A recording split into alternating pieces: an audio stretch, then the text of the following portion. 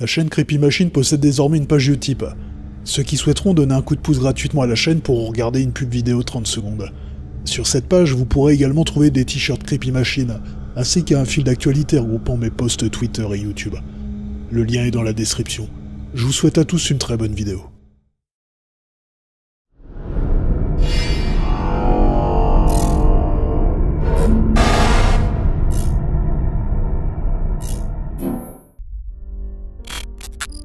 Hello les Creepers, bienvenue sur Creepy Flash News, votre rendez-vous sur l'actualité creepy à travers le monde.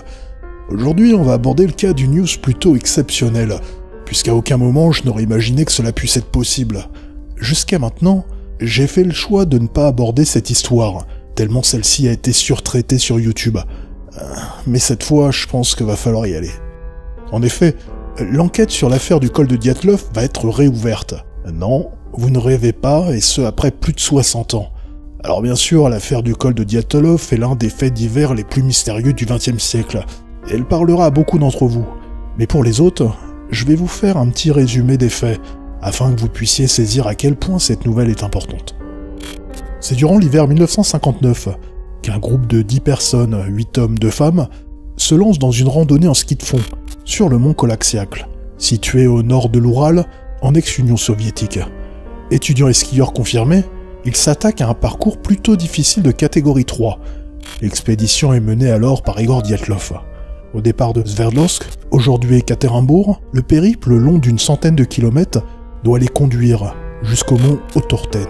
À mi-chemin, l'un des randonneurs tombe malade et doit rebrousser chemin.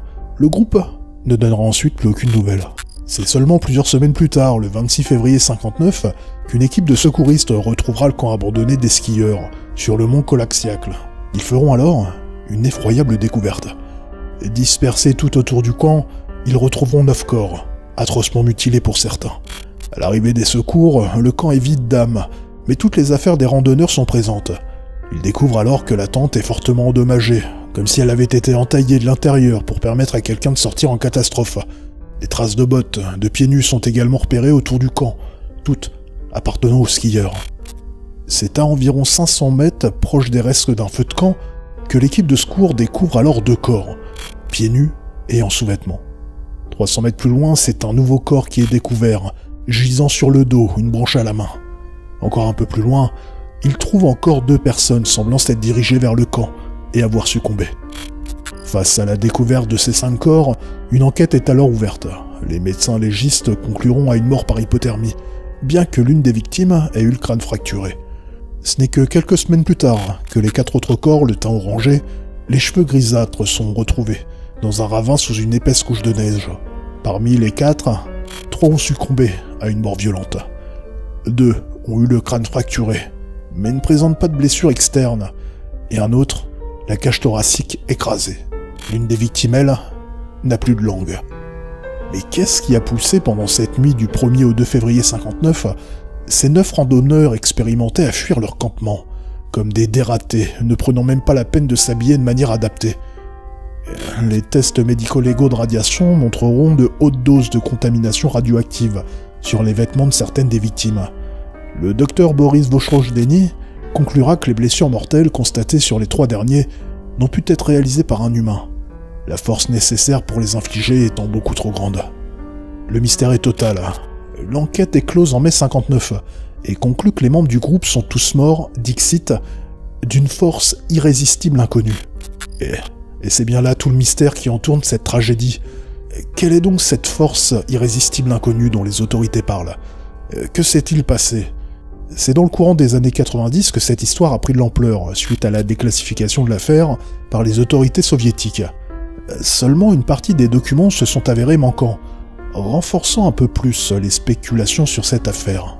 Alors, folie, avalanche, tribu autochtone hostile, expérimentation, force inexpliquée ou crime, jusqu'à maintenant ce sont les théories les plus folles qui ont été popularisées. Extraterrestres, Yeti et j'en passe. Et c'est avec la réouverture de l'enquête que l'histoire pourrait enfin trouver un point final. C'est le 1er février 2019 que la Russie a annoncé avoir réouvert l'affaire du col de Dyatlov. C'est par l'intermédiaire d'un article dans Le Point que l'on découvre alors que plus de 75 théories ont été étudiées. Andrei Kourianov, le procureur en charge de l'affaire, dit « Nous avons immédiatement écarté certaines théories, les fantasmagoriques incluant des ovnis ou toutes celles paranormales. Il explique aussi que la thèse du meurtre a aussi été écartée et précise qu'une nouvelle autopsie des restes doit être réalisée. Selon lui, les blessures mortelles relevées sur certains corps ont été infligées post-mortem et pourraient être la conséquence d'un froid intense.